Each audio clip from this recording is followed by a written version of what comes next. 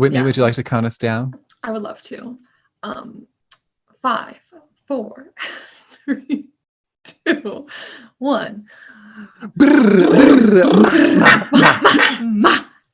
I feel very warmed up. I appreciated the extra 2 numbers of introduction. I could really prepare. Yeah, I was really ready. Like I said, I missed the last podcast, so I'm a little rough around the edges. I forgot how many numbers it was for the countdown. Usually just That's 3, okay. but 5 is really good. Hello and welcome to Outside the Search Bar, the podcast where we try to answer questions without using Google. I'm Jacob Schubach, and I'll turn it over to my sister and co-host, Emily. So each week, Jacob and I are going to come prepared with questions that we don't know the answers to. We each have notes in our phones that are filling up with an astounding number of questions, which is a testament to how little we actually know. Of course, we would be remiss to not take listener questions. So if you have a tough question that you'd like us to answer on the podcast, send us an email to searchbarpodcast@gmail.com or follow us on social at searchbarpodcast. And we're really smart, so we probably have all of the answers and can respond to you quickly. And efficiently. And efficiently. Allegedly. I'm very organized. Now that that's over, introducing our guest for the week. Drum roll, please. Introducing my friend Whitney Kale, who I know because we went to college together. We did do that. We met back freshman year. You know, our friendship really started strong, I would say, in like the middle of the year when you helped me steal that pineapple from the dining hall. Mm-hmm. When they had, Emily, do you know this story? They had whole pineapples sitting. Oh, it was so good. So I don't have it framed, but I have a work of art, Jacob Schubach original related to this, because they had whole pineapples sitting on top of the salad bar just for like decoration. Like maybe they would chop them up when they were ripe, but they were like pretty green ones. And I think Jacob might have dared me. Someone said like, we should steal that. And I had a coat that would fit under. So I just walked up when we were ready to leave and I took the pineapple and put it under my coat. And the lady definitely saw me and was like kind of yelling at me, but we just walked out. And like I said, it was not ripe yet. So we had to wait for it to ripen before we could eat it back at the dorms. And for a short time, I was a Cutco knives salesperson. So I had all the nice knives and cutting boards in my dorm room, which probably wasn't like allowed, but I was but like, here we it's are. for my job. How many knives did you have? She had so many knives. A set, like probably like 5 or 6. So they were really nice knives though. And like you did a great demonstration of how to cut up a pineapple for the entire dorm hall. Yeah, eventually.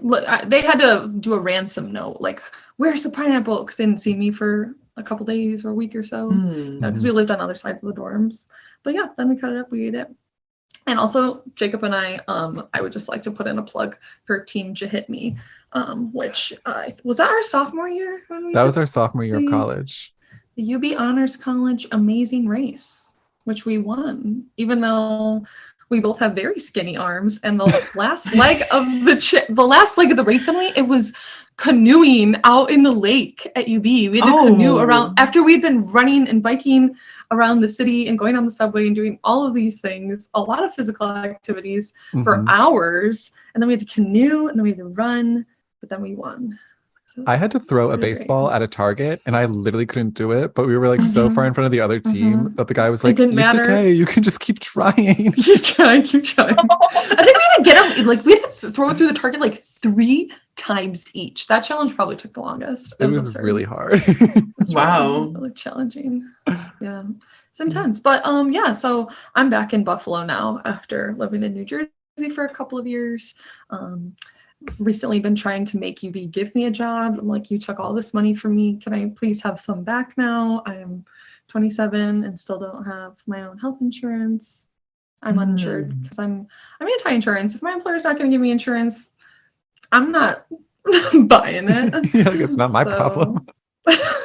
Yeah, basically at this point, I have no major health issues. So yeah, that's me right now. I love that. They tried to make me get my own insurance when I was unemployed. And I was like, that is absolutely the least of my worries right now in the middle of a pandemic. Oof. So who's they? I don't know, the government. To the government, if you're listening, no, you're not. I did it, and I followed all the rules I was supposed to.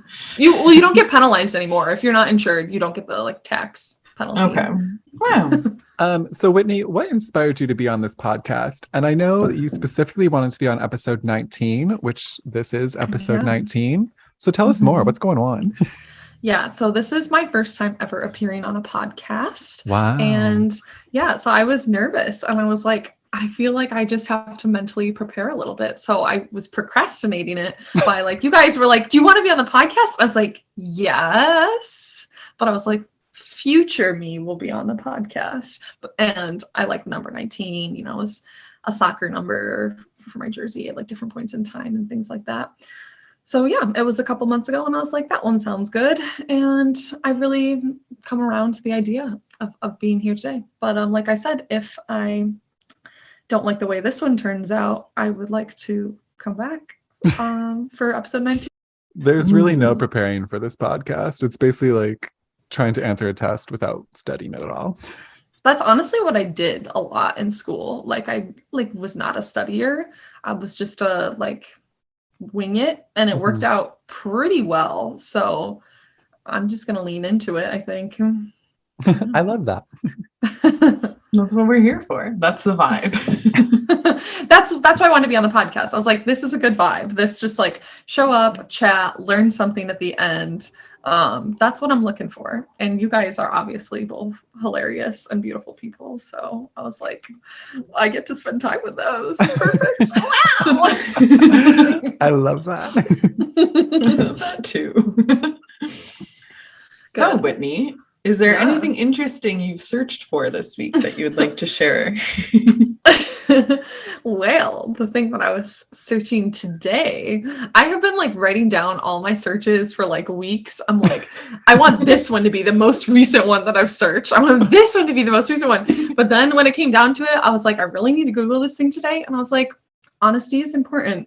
So yeah, the most recent thing that I searched was if exfoliating your dandruff, particularly scratching at it with your fingernails, causes more problems, or if it's actually a good thing, get those flakes out of there. So I Googled that. I'm gonna guess that it makes it worse. Unless you're using a conditioner or something. I don't really know. Emily, what's your guess? Yeah, it sounds wrong to do it haphazardly, but I do know you're supposed to exfoliate your scalp. I got one of those claw things. Yeah, I saw that on TikTok. I got one as a free gift with my hair care subscription thing. Hair care subscription? Are you rich? I do. I use Pros. It's really nice, honestly. Is that one of those things that gets advertised for on Pandora and podcast? Yeah. Oh my gosh. So these ads, they really work. It works really well, honestly. That sounds good then. I mean, I feel like I need one of those tools now because I've just been using my fingers, when I look in the mirror this time of year and I get really close to the mirror and I'm like, yeah, it turns out that that's as I expected, but I've got confirmation today through Google, not a good thing to do. It disrupts things. You want to be really gentle, apparently, with the exfoliation, but regular with it. You got to do it a lot, but gently a lot. And fingernails are too harsh. Should we all take a moment to massage our scalps? No. I think you're supposed to do it when you're in the shower. If you just do it now, you're gonna disturb things if you just do it. Wow, your hair looks really good. So Pros, it's Pros brand materials, and yeah, you get to take a quiz and you tell them about your hair and how thin it is, if it's curly, if it's straight. They take your zip code so they know what the weather's like and how it changes, and you can pick your own scent. It's really cool, honestly. Okay, that sounds really fancy and nice. They check in with you and they're like, how is it working? Was stuff fixed, or do you still need oh, my hair's still a little bit dry, and then they adjust the formula for you as you need it. Wow. And do they send you things on a regular schedule or just when you say you're getting low? It's like a regular schedule. So I'm set up for like every 3 months because like we're trying to adopt that don't wash your hair every day kind of vibe. Yeah. I feel that. But you can also like postpone it. So like I'm like a little bit, I have a backlog, I think, of like a bottle now. So I've just been postponing it when they keep emailing me. Okay. Nice. So you like paused it. Nice. Yeah. They should sponsor us because that was a great ad. Thank you. I really like it, honestly. See, this is so much better than Googling because Google was just like, yeah, don't scratch your scalp, you dumbass. But you have like a real solution for like a process and product for improvement. So I like it. Yeah. Cool. The more you know. I don't think it's like maybe $30 for a bottle. Oh, that's not so bad. It's not horrible, honestly. Considering the customization, I mean, I'm not spending money on haircuts. I've been cutting my own hair since before the pandemic. Kind of a hipster, I know. So I think I can afford a $30 shampoo every 3 months. It's not bad. Like, I think you save money if you sign up for like the recurring one. Oh, is there like a refer a friend too? I bet there is. It sounds like the kind of company that would have a refer a friend. Seems like you should get a discount when I use code search bar. Please don't use that code, it won't work. We should get you guys should get sponsored. I'm like already placing myself in the podcast. We should sponsor this one episode, please. Wonderful. Well, I've learned so much about scalp health. Are you going to get one of the scalp massagers too, Jacob? I feel like I should at this point. I may as well. Yeah. Also, honestly, I use it when I wash my dog too, and it works really well. The same one? I clean it out. It's like a like rubbery kind of thing, so it's very easy to clean, and you can tell that it's clean. Okay. Sure. Yeah. Well, with that, I think we can move to our first segment, What's Trending, where we discuss the latest Google search trends of the week and give context, thoughts, comments, concerns, and opinions about what people are searching. So if you're watching on Spotify or YouTube, you can see that I have a very nice... Oh, people can see us right now? I thought only we could see each other. Oh, no, it's a video podcast. It's a video podcast. So my sticker on my shirt says that I voted because today is election day and voting is trending today. Who would have thought?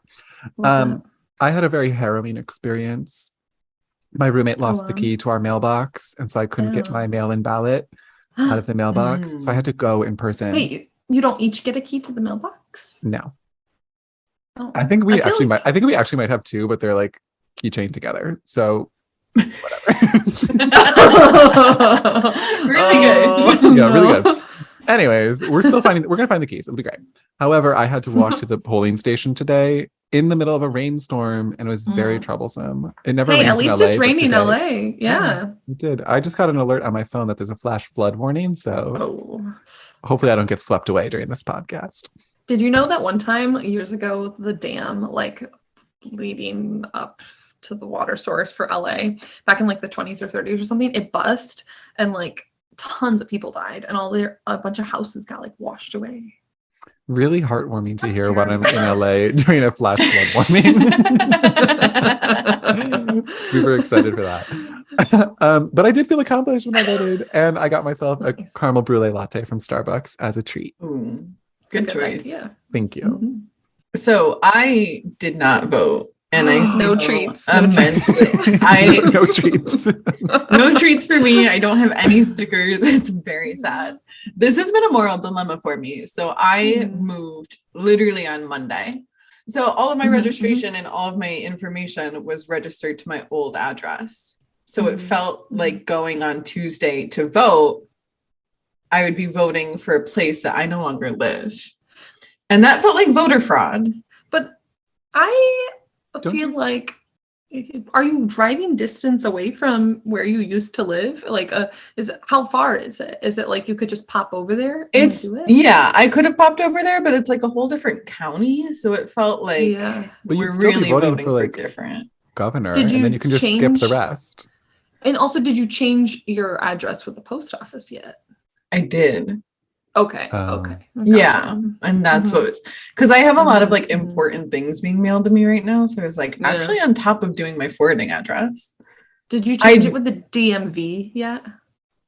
No. Okay, because that's a separate thing.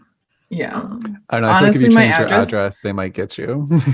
Yeah. Yeah. If you did it through the Yeah. post office, I feel like it is Yeah. kinda So I sketch. didn't want to, Risk it. affect the integrity of the election. So I opted Yeah. not to. I also didn't vote today because I'm also a recent mover who has not voted or not How registered recent, to vote. Whitney? Today. Recently, in August, I moved Mhm. from Genesee County to Erie County, from Batavia to Buffalo. And I switched it right away with the post office, but I have not gone to the DMV yet. And here's the real kicker. I was going to go to the DMV today, but then my sister and brother-in-law were like, do you want to come out to dinner with us before we go to the Sabres game? And I was like, yes. And then with the other things that I was doing today, I didn't have time to go down to the DMV. And I was like, maybe if I go to the DMV, you can change your address with the DMV and you can register to vote when you do that, there. And so I was like, I wonder if it will be possible to just also vote while I'm down there. But I hadn't really done much research into it. Then I ran out of time and didn't do it. And you know what the real kicker is? What's the real kicker? I checked my mail today, and my whole adult life, I have been waiting and wanting to get a letter in the mail that's like, you're selected for jury duty. Oh my God. Congratulations. No, it's a failure because I got selected in Genesee County and they mailed it to my old address and the post office forwarded it to me here, but it's for Genesee County. And on the form, it's like, if you've recently moved and you therefore cannot do jury duty for our county, you need to submit 2 proofs of change of address.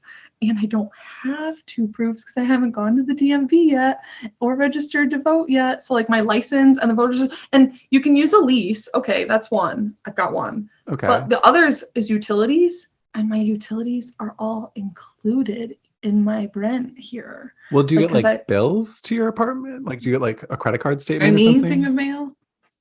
I do get that, but it wasn't a certified mail or banking statement. Oh. Banking statement wasn't an option, but I feel maybe it would be because banking statements with your address on it are a proof of identity for when you try to get when you try and get a license or transfer a license. Because when I moved back up to New York from New Jersey, I definitely used bank statements as one of my things for the DMV.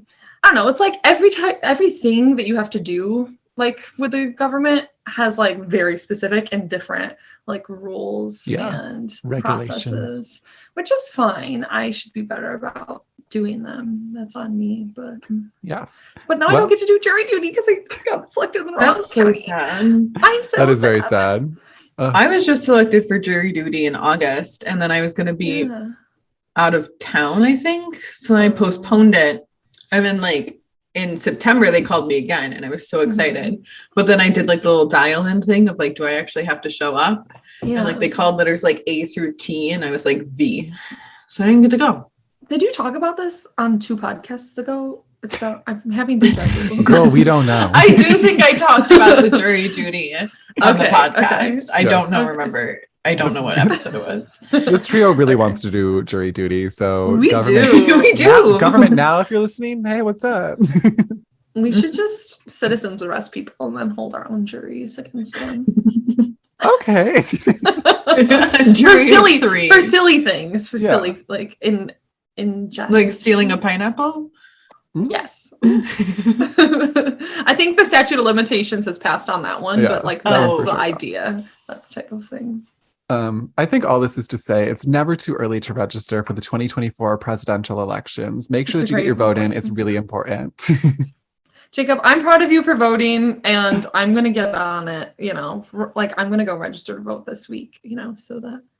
All right, Emily, can you take us to the bread and butter of the podcast, the question and answer? Yes, I would love to. So my question is, why do kittens foam at the mouth after taking medication? Which I didn't know was a thing until we gave our kitten medication and she started foaming at the mouth. This is her and her little cone and her little bandage. Oh my Aw. gosh. Why does she have a bandage on her paw? For her IV fluids. Oh, I know, oh my god. She's so sad. It's small. Wait, so you gave this cat medication and then it instantly started foaming at the mouth, or it was foaming at the mouth while you were giving it medication? After we gave it to her, she started foaming. Like what kind of foam? Like, are we talking like bubbles? Are we talking like bubbles? Okay. Yeah. Maybe she was choking. So for context too, she hated it. Like we put it in her That's mouth fair. like 4 times and most of it dissolved and we called it a win. Mhm. It's not like she like ate it peacefully. Wait, what was it? It was like a little pill. But what was it Oh, for? it was a Like, pill? I thought it was like liquid. So they gave us a liquid that we were supposed to squirt on a treat and then she would eat it. She didn't fall for it. And then they also gave us a pill that was like really tiny that we were just supposed to like shove in her mouth and she'll swallow it. But she didn't. well, I'm not So- surprised. It was basically supposed to be like a sedative that if she was able to take that medication, they would give her less of the anesthesia. Oh. But alas. Here we are. Yeah, and she just foamed at the mouth. It was So you really had gross. already tried the liquid before you gave the pill, or Yeah. was, like right before? So there might have been some Yeah. liquid in her mouth. No, because we squirted the liquid on a tree and then she didn't even go near and the treats. okay, yeah, not in her mouth, Yeah. just on the tree. Okay, gotcha. Interesting. And were there any side effects listed on the bottle? I was doing investigative work. I didn't read it. Do you think You that didn't read it? Do you think that No. the There are no side effects listed on the bottle. Interesting. Do you have more of what's in the bottle? No. Oh, It was just I the was- one. I was like, take it. Kidding. Don't do drugs, Banana kids. sedative. Well, I An think- animal sedative. I think it has less to do with what you were giving her and more the fact that she was uncomfortable. Like, you know how Yeah. like babies will blow like raspberries with their like saliva? They'll be like, Yeah. "Bleh." So I'm thinking like Ooh, I didn't like that. That made me want to gag a little. should I do it again?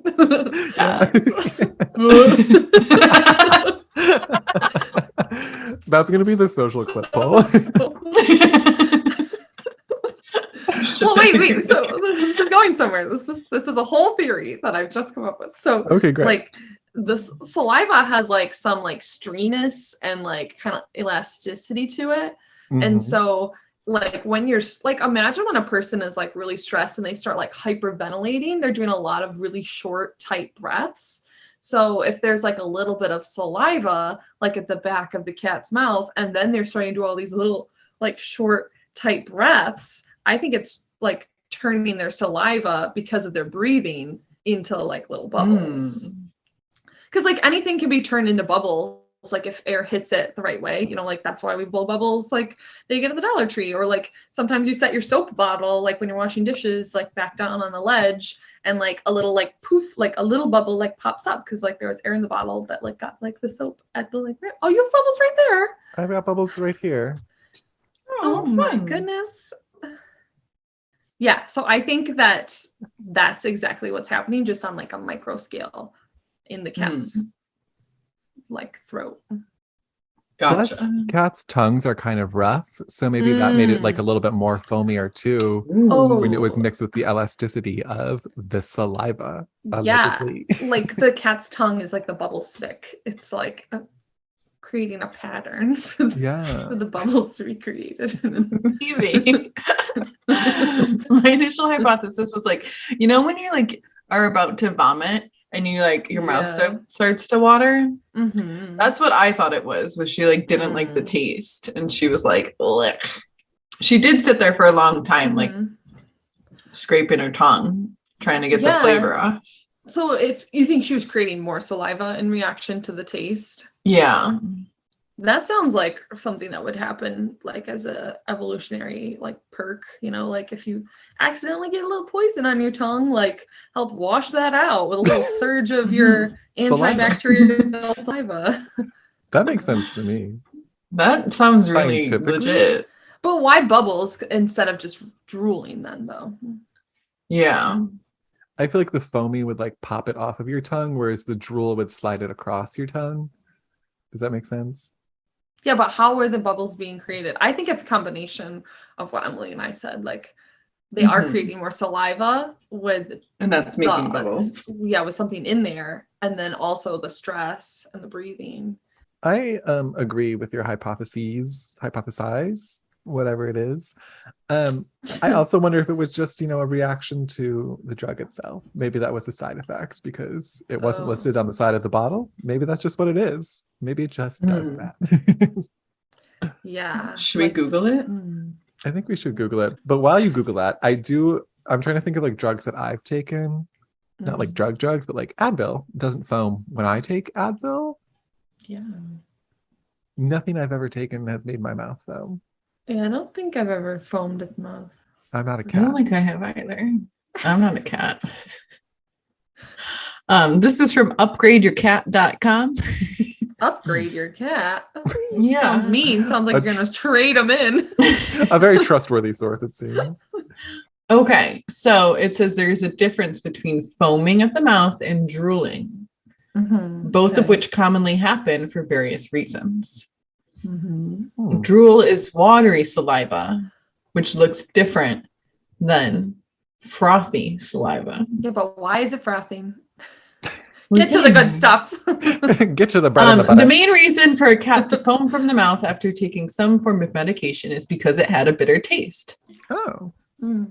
If only we had it still, you could taste it. Apparently this person gave their cat Benadryl, which doesn't sound like something you should give a cat. Yeah. It's probably all the same. They have a bitter taste and cause foaming when they hit the back of the cat's throat. And so, like, what is the chemical reaction that causes that? Oh, you think it's a chemical reaction or a biological action? Because I'm still on the biological action train. What is the difference between biology and chemistry? I am not qualified to answer that. So basically, the medical term for this is drug-induced sialorrhea or hypersalivation.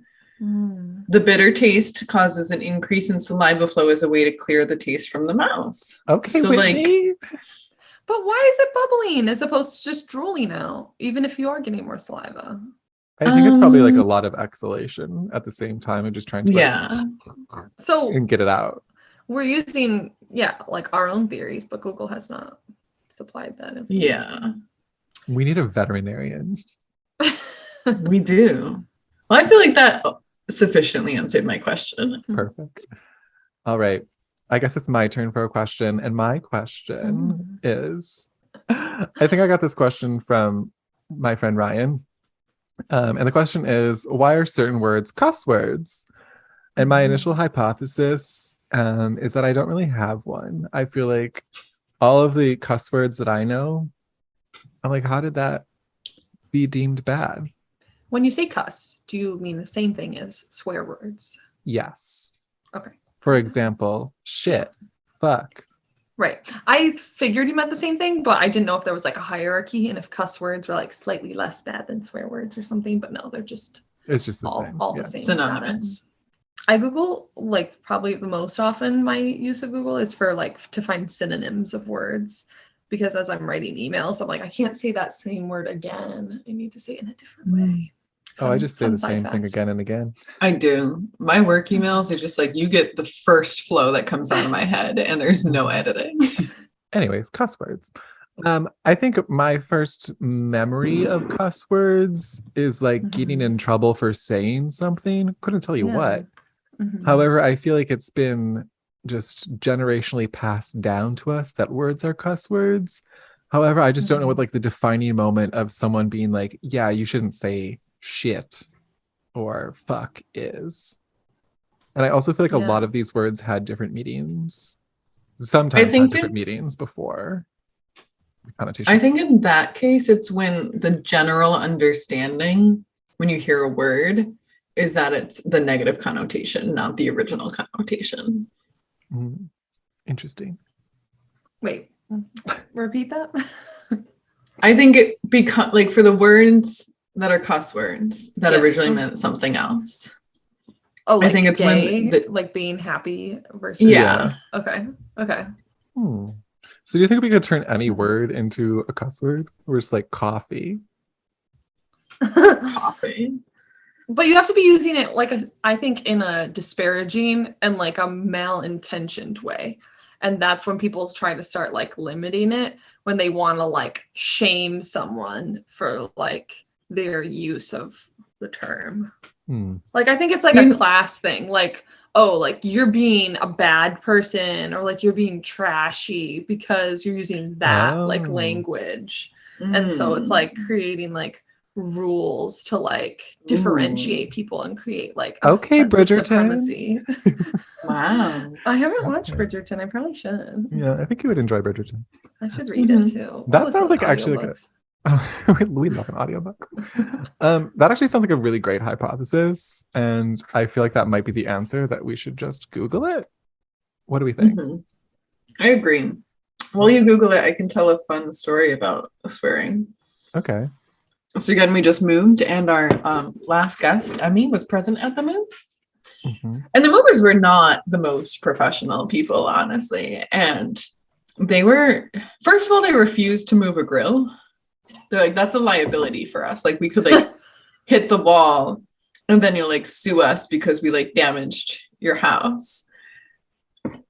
Which like fair, but also like I would just not want to get greasy. It seems like it would be so dirty. I would be like, but also like you're movers. So you could like use that logic on anything I own.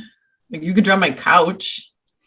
Right. And I would sue you. So he's like really weird. And he like went off on this like long tirade and he swore a lot of times. And God bless little Emmy. She's so cute. She's just like, hey. And he just kept talking. And she's like, you said a bad word. And she just like stood there. And then like he still didn't respond. And then she turned to me and she's like, he said a bad word. And I'm like, he did say a bad word. Like, you're right. We don't talk like that. And then his coworker was like, dude, there's like a child right there. Why are you swearing? And he's like, she doesn't care.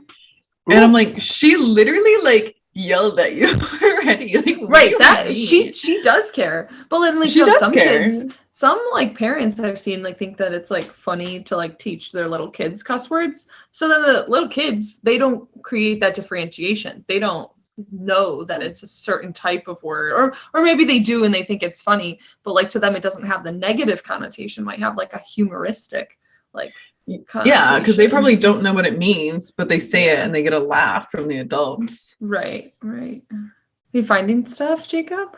Yes, I found a lot actually. Okay. So our sources today are babbel.com and mashable.com. And it's called The Science of Curse Words. Why the fuck do we swear? So this is about the science of swearing, I guess. Didn't know it was a science. I thought it was an art. Yeah. Okay, so for a word to qualify as a swear word, it has to have the potential to offend by crossing a cultural line into taboo territory. As a general rule, swear words have originated from taboo subjects. So things like sex, pooping, and as it says in this, death, disease, excrement, icky stuff. Death? They said death was icky stuff? I'm offended. Are you? Yes. What's a cuss word about death, though? I don't know. I don't know either. But I'm offended because death is not icky. It should be. It shouldn't be taboo. It shouldn't be a taboo. I'm pro death discussion and death opportunities. And death, thank you for not just saying I'm pro death. I want everything to die. Damn. But I'm like fine with like things dying and like death. Mm-hmm. Death positive. Actually, I listened to this YouTuber. I'm going to put in a plug for her because she's awesome. Her name's Caitlin Doty. She's a mortician. She's leaving LA. Oh. She's been in LA for years. And she does like YouTube channels where she does like the history of like mass deaths and like the way that like death and like death care have happened in different contexts and different places and times. And she calls her like YouTube like subscribers death enthusiasts. You know, like coming to death enthusiasts like you know, like a little PBS plug from when we were kids. You're gonna have to send us a link to that so that we can watch. Certainly. She's written books too. I could talk about it more, but I should probably just start my own like death podcast. Oh boy. Probably. All right. So the article continues on and says things like taboos do disappear. So swear words like damn don't carry as much fire and brimstone as it once did because of the way that society changes. So if you think about like TV shows like The Sopranos, where they're constantly saying like, goddamn motherfuckers and cocksuckers, that lessens the weight. When you're just like, why are you swearing? Really? She's like, I'm never watching The Sopranos. No, I did start watching The Sopranos this spring, and I was very taken aback and like went through a breakup and was like, you know what? We were watching that show together. That can stay in the relationship. I don't feel the need to continue watching this show. Shout out to The Sopranos. And then it also says like certain words can also be reappropriated. So like if you think of like words like queer, they've been like reappropriated by the LGBTQ plus community. And so these things are changing all the times. And so what people consider profanity changes as society changes. It then goes into why do we swear? So first reason is catharsis. You know, when you stick your hand on something hot, sometimes it's nice to be like, fuck, that hurt. Insult, abuse, and exclusion. It's just if you're being a nasty person. This is group solidarity. Oh, okay. It says ritual insults amongst friends are not abusive, but can be a sign of belonging to the group. Oh, like yes, bitch. Yes. Exactly. Style and emphasis. A well-placed fuck can make a joke really funny in comedy, is what it says. So there's a variety of reasons that we be swearing and be using these words, but it really just is tied to how society evolves these words over time. And I guess there's really no way to control it because we as humans are always going to swear when we hurt our hands burning ourselves. Do you guys think that like new curse words and cuss swear words will come about in the next like decade or two? Yeah, any predictions? Like for sure. What will they be? I feel like WTF is like almost not even a curse word, but like that's like an evolution of curse words. Where like that's lessened the severity of fuck, in my opinion, because you can say WTF at work and people are like, yeah, that's crazy. But I also feel like there's words like mid and like mid. What does that mean? Doesn't mid mean like you're just like average looking? Hey guys, it's Editing Jacob, and I just looked up mid on www.google.com, and it said that mid means mediocre, so the more you know. Oh, maybe. I didn't know that. See, Ellie is ahead of what I don't actually know if that's what mid means. People be saying, I'm just like, okay. My thought went to whatever the younger generation is calling millennials now. Isn't it Huggy? Huggy? Oh, chuggy. Chuggy. What's that? Chuggies were like when you're cringe, but you don't realize you're cringe. So it's like when you're posting your Starbucks on your Instagram story and you're like, oh my God, I love pumpkin spice. That's chuggy. It's like you're basic, but you don't even realize you're basic. But it's like spelled funky, right? It's CHEUGY. Chuggy. Chuggy. But like sometimes people are like, I love being chuggy. I love it. So we're already in the reclamation phase. Yes. It's not even a swear word, but we're reclaiming. Everybody's on the defense. Everyone's like, as soon as a new curse word starts trying to creep up, we're gonna just pull it right back. Like I think new curse words are being suppressed. Interesting. Yeah, they're being like leveled. Yeah, you know, interesting. Because I never even heard that, but now I'll know how to combat it if I do hear it. Yes. Grab it. The only thing that I wanted to bring in from the Mashable article, they had a variety of origins of different swear words, but they said for specifically the word fuck, it was one of the hardest to trace as it was banned from early written work in dictionaries. And so from 1975 to 1965, it didn't appear in any English language dictionary. So it's super hard for them to trace it.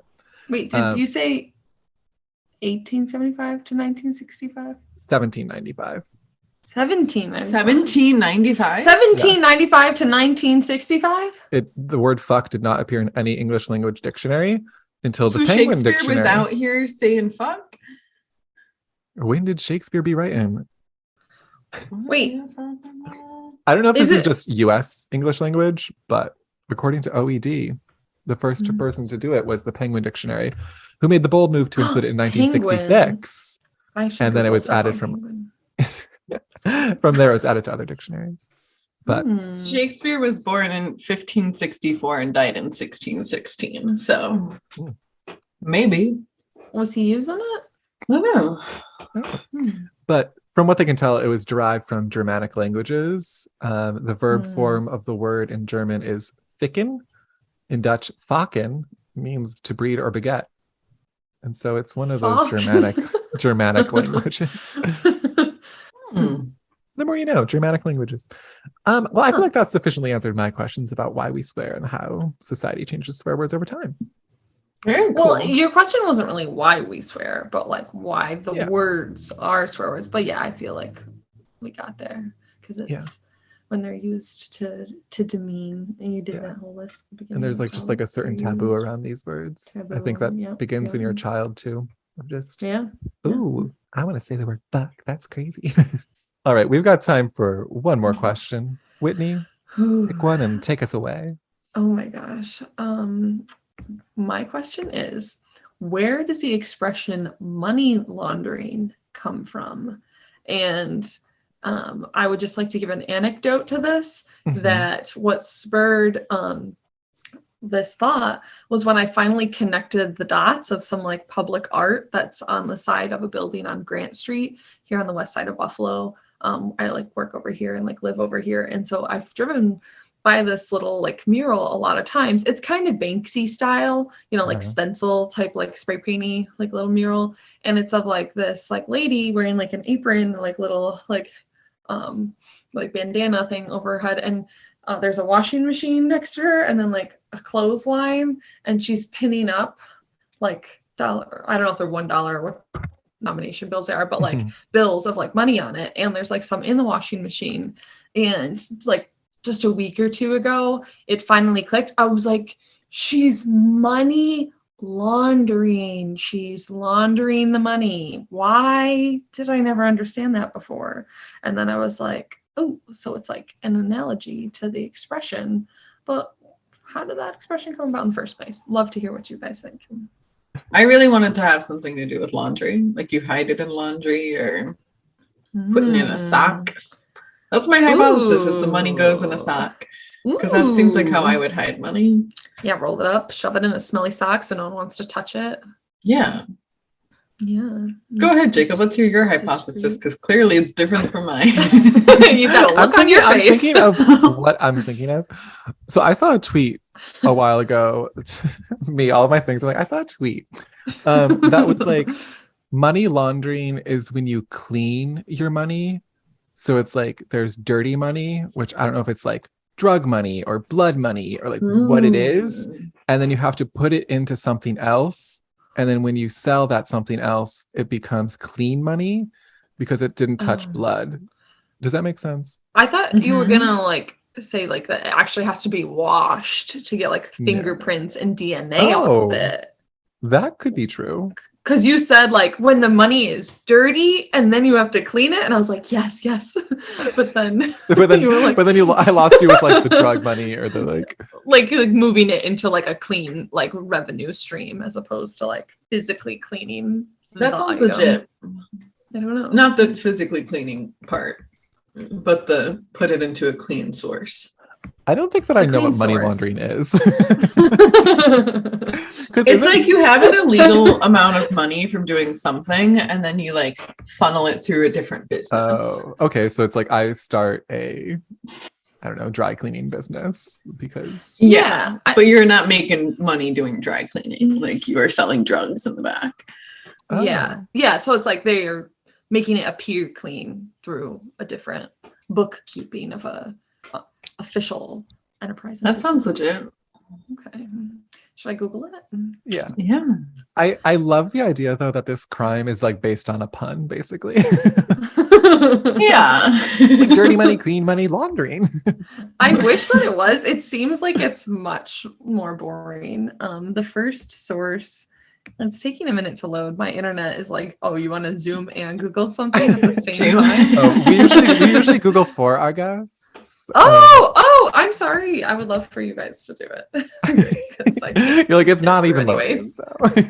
Okay, where does the phrase money laundering come from?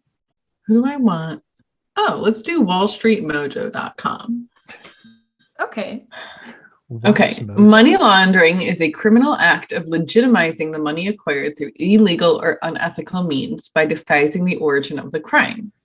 It usually involves the creation of assets to conceal the relationship between the funds and their dirty sources.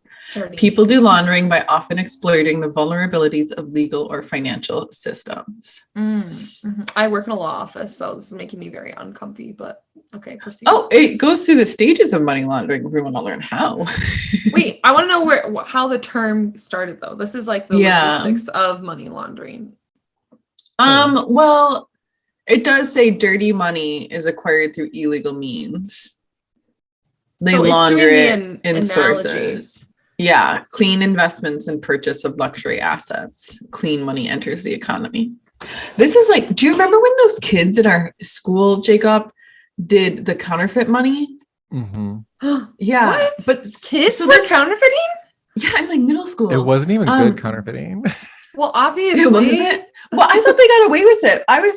My mind was blown in my pure little innocent middle school mind because like they counterfeit $20 bills and then they went to like a 7-Eleven and they bought a $1 chocolate bar with it and they got 19 real dollars left, like back from change. And I thought that was just ingenious because I could not have come up with that because I would have just spent the whole fake 20 on something. But then you get real money. Yeah, which is more valuable than fake money. So I went on kycchain.com and it says, you may have heard of Al Capone, who was a major mob boss in Chicago. It is rumored that the term money laundering originated from Capone as he set up laundromats across the city in order to disguise the origin of the money he earned from alcohol sales. So it was just like really convenient that he chose laundering, like clean, wink wink, and like it just fits so well with like the analogies. I think so. It's like a multi-level pun. Yeah. I also thought that Al Capone was a fictional character, but apparently he was real. No, he was real. He was sent to Alcatraz, the prison island in the San Francisco Bay. Wasn't he also at Eastern State Penitentiary? Because I swear I stood in his cell when I visited Philadelphia. Good for him. I mean, if you think that, I believe you.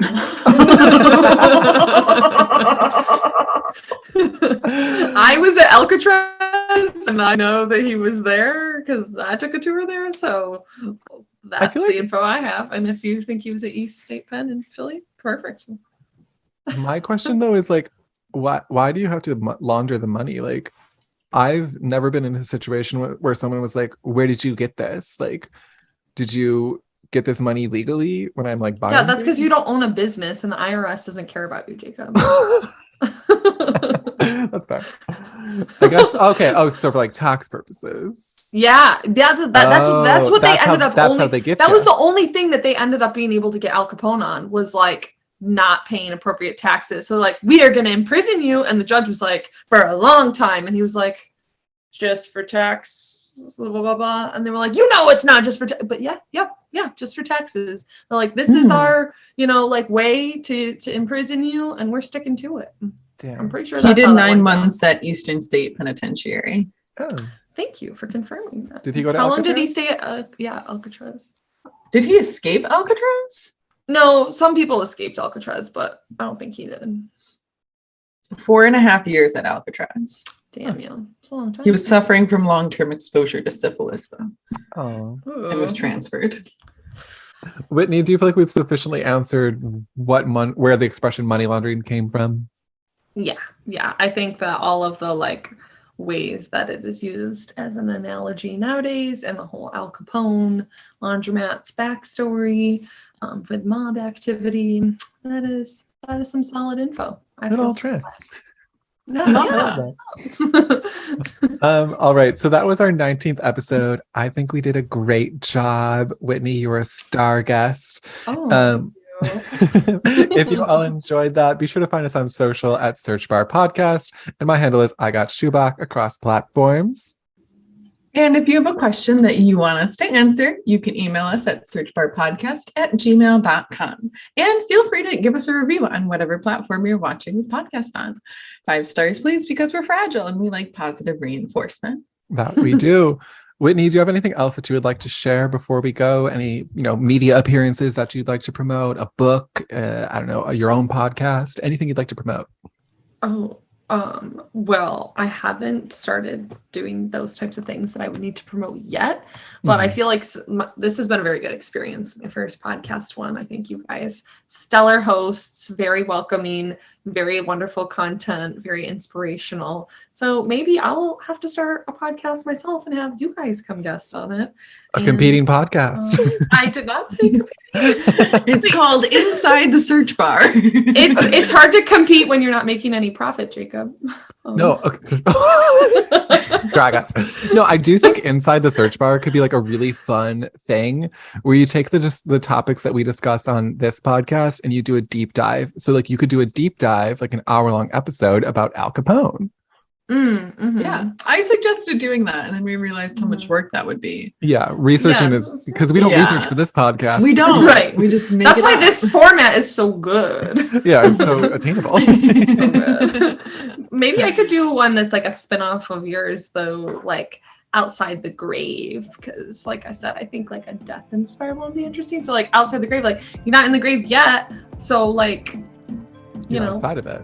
You're outside of it for now. So let's talk about the death related stuff while you're still alive. Well, I think with that we can call it a close. Till next time. Happy Bye. searching. Bye. Happy searching. Bye. Outside the Search Bar is a Perfectly Done Toast podcast production.